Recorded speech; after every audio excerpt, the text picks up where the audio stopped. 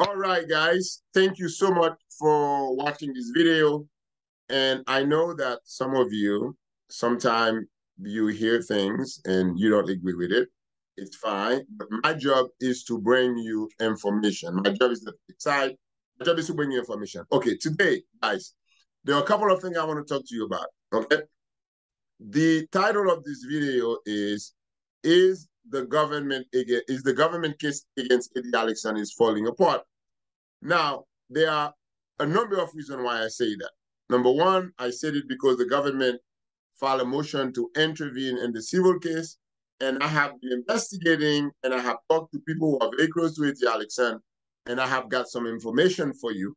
If that information is true, I believe that Eddie Alexander will be vindicated. I don't know if it's true, like I said. Now, here's what I'm saying to you guys, and I want you to hear me very clearly, okay?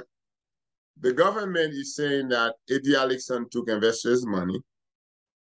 He promised the investor to invest it in cryptocurrency and foreign exchange, and then he didn't invest any of the money. Yeah, that's what the government is saying. Now, the government is saying there was one investment of $9 million, of which Eddie Alexander lost $7 million. Again, that seemed to be true because there are documentary evidence to show what the government is saying. But according to my investigation, according to the people that I've been talking to who are very close to Eddie Alexander, here's the questions. These are some of the things that I've learned. Apparently, Eddie Alexander might, and I say might because I'm not sure, I haven't talked to Eddie Alexander, I've talked to people close to him, might have been using a third party to do what we call daily trading, which pays him 5% on the money that he invested with the daily trading. Now, think about this. If somebody's doing daily trading, okay, in the stock market, let's say they invest $10 million and they're getting 5% out of the 10 million every day of the week, 5 days a week, that's a lot of money. So if that's what happened, then Eddie Alexander would be able to pay you the 5% every week because he's getting 5% daily. Now, this is a bombshell. I didn't know that because nobody was telling me. I was investigating. In fact, I had conversations with 3 people today who are very, very close to Eddie Alexander, who actually been involved in this. And they've said to me that Professor Eddie Alexander was using a third party, which kind of makes sense. Let me explain to you why it makes sense. I have a friend of mine that I went to high school with. That's what he does. I mean, he and I have talked, and he wants me to invest money with him. What he does, he wakes up every morning, he sits at home in front of his computer, and all he does is trading all day. Sometimes he makes 5%, sometimes he makes 20%, sometimes he makes 10%. But those are money that he makes daily when he trades daily. So in other words, if he wakes up at 4 in the morning, he's trading from 4 to 10 a.m. Let's say he invested 5,000. He buys for $5,000 and he sells in the afternoon. So let's say he make $1,000, right? So that's what 20% of his money. Okay, sometimes he makes 550, sometimes he makes, I don't know, $500. But if he's doing that every day and making between 5 and 20%, so if I give my friend my $20,000, so he's able to give me 5% a week, assuming that he's making between 5 and 20%. Even if he wasn't making 5, let's say even he was making only 2% a day. 2% a day times 5 days, 10%, right? So he can pay me 10% because that's all he makes. But he can actually pay me the 5%. So now, I have said from the beginning, guys, that my job is not to take side. First of all, I know some of you, not a lot of you, but some of you think that, oh, I'm just taking side. That's not my point. My point is to educate you. When I have news that favors Eddie Alexander, I'm going to bring it to you because that's what I do. When I have news that favors the government, I'm going to tell you what the government is saying. And I've already said to you, just because the government says it doesn't mean it's true. Now, this is a case. My job is to investigate and to bring you what's going on in the case and what's going on inside Eddie Alexander. Now, here's the situation. Remember what I said to you, right? The government arrested Eddie Alexander without conducting an investigation. So there was no investigation. When they arrested him, what they did was just a simple complaint. they did not investigate the case. All right. So now that right now, okay, the government basically begun to investigate. Okay. And there's something that came out because I did another video and I explained to you how the receiver came out and said that this is what they found. They found those accounts that were created as e-wallet. They found that people were depositing money in it. They cannot find where Eddie Alexson invested the money. Now, just because they can find the money where he invested, it doesn't mean that he didn't invest anything at all. In fact, they didn't know where his crypto account was until he cooperated with the receiver and told them where it is. So I spoke to two people today, and they said to me, and of course, I can't reveal the name because, you know, as a journalist, you can't reveal the name of your sources. You can't do that. You can never really reveal the name of sources. But anyway, I've been told that the money that were deposited into Eddie's account and also into EminiFX, Eddie Alexson was using that money through a third party to do daily investment. That's what I've been told. And those daily investment is what brings the profit that he was paying the 5 or 10%.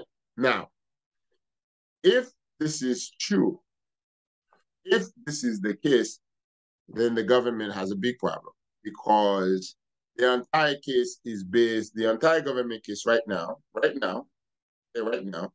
is based on the fact that they're saying that Eddie Alexson committed fraud, and this is the premise. One is that Eddie Alexson did not invest the money as he promised the investor he was going to invest it, number one. Number two, he lied to the investors. So obviously, if he did invest the money through a third party to a daily trader, whichever way he invested, it really doesn't matter. As long as he did some investment that bringing some profit, and that he used this profit, whichever way he used them, whether to his own account or to the account of EminiFX, to pay people, there's nothing wrong with it. I just give you an example of my friend who does that daily, but he does it for himself. But I could potentially give him $20,000 and he can, you know, pay me some interest every week based on how he does daily. Now, everything that I've told you is not impossible. Like some of you, for example, if you know a lot about the stock market, you could probably get a computer, get a program, or sign up with some of these companies and do your own trading every day. You could do that. You could trade your money if you know what stock to buy, when to sell it, and you could, let's say you buy a stock for $10, for example. You buy it early in the morning, let's say at 10 o'clock. And at 1 o'clock, you sell it for $12. But guess what happened? You just made $2. So those are real things that happen that real people do. So it's not impossible. So what I'm saying to you is that let's not jump to conclusion, no matter what you say. Now, when I told you this is what the government said, I'm not saying the man is guilty or the man did anything wrong. What I'm saying to you is this is what it is. This is what they're saying. Now, you can decide whether to believe what I'm telling you the government said. I'm not saying it the government is saying. But my job is to make sure that you get as much information as possible. So what I have done is, as I am getting information from the court, from what's been filed in court, I'm also talking to people very close to Eddie, because I want to be fair. I don't want to just present the government's view because it's not fair. It's not a government channel. This is my channel. I'm going to present both views. So I'm telling you, based on my investigation, this is what I have been told, and I'm reporting to you what I have been told. And now, based on my experience as a lawyer, okay, as a defense lawyer, if Eddie Alexson, as my friend, the two people who were very close to him told me, if he had been going to a daily trader and invest money that are trading daily and get some kind of a profit daily, then that would totally negate the government case. The government wouldn't have a case because, first of all, he would have invested the money just like he promised the people he would invest it. Then he would have made a profit, which he would have used to pay you, the investor, the money he promised you.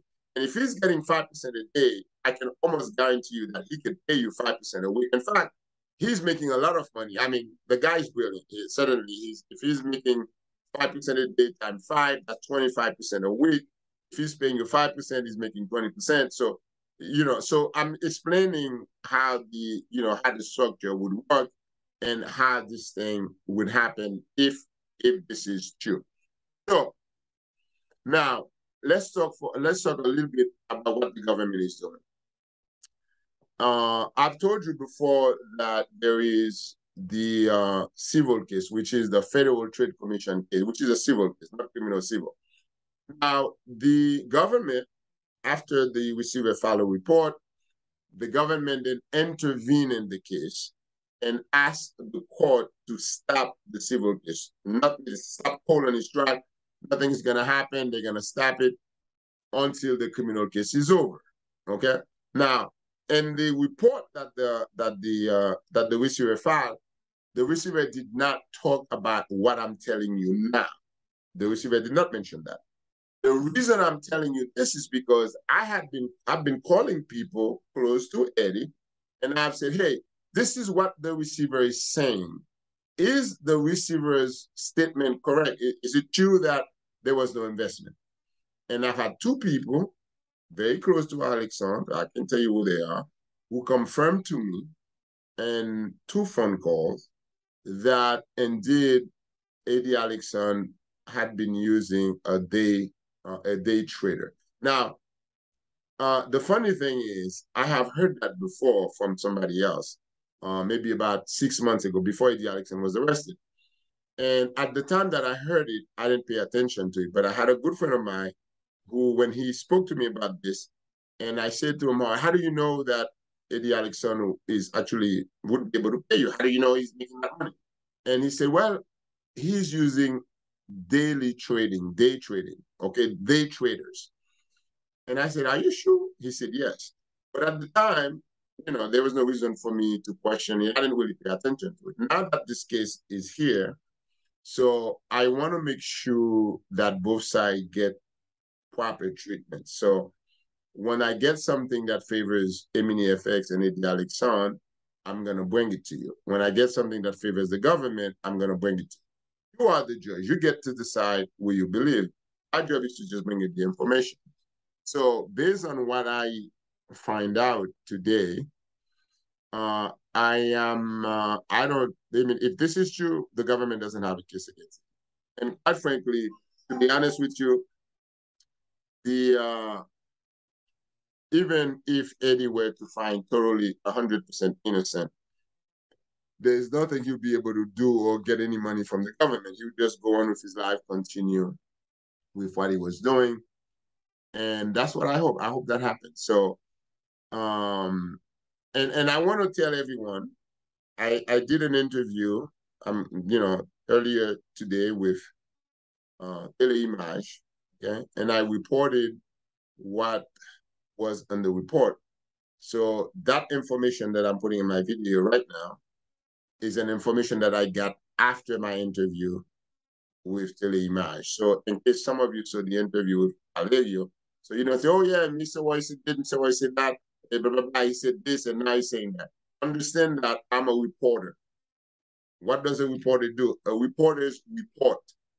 So when I'm giving you my opinion, I will tell you this is what I think based on X, Y, and Z. So whatever it is that comes out, I will report to you. So right now, I'm reporting to you that I have been told by sources that are credible that Eddie Alexandre had been using a day trader to trade the money that had been entrusted to him. And that's the money the profit he was making from the day trading, that's the money he was using to pay the 5% or the 10% weekly. So, like I said, I don't know if it's true, but that's what I've been told. And the people who told me, I have no reason to believe that they would lie to me because the credible people, I've dealt with them for years. I've known them. I've done business with them. They're good people. So they wouldn't lie to me. So if they said this, it's because that they know. So I am telling you, if you're an investor of Emini FX, hopefully this is something you know. If you didn't know, well, you didn't know, but now I'm reporting it to you as I find out. So let's wait and see what comes out, because like I always say, guys, listen, there's always two sides to a story, okay? A person will tell you this is green and somebody will say it's yellow. There's always two sides of the story. So the best way to do this is to look to both sides and decide what makes sense. It's not to just look at one side and be biased. So in other words, I don't want to be biased against Eddie Alexan. I don't want to be biased against the government because that wouldn't make me a good reporter. So I have to tell you what the government said, what the government is doing, and also have to tell you what Eddie said, or at least the people close to him. Because the problem that Eddie has, I'm sure that he wants to talk. He wants really to address all the 62,000 investors. But if I was Eddie's lawyer, I would tell him to keep quiet, don't say nothing, nada, don't even whisper anything.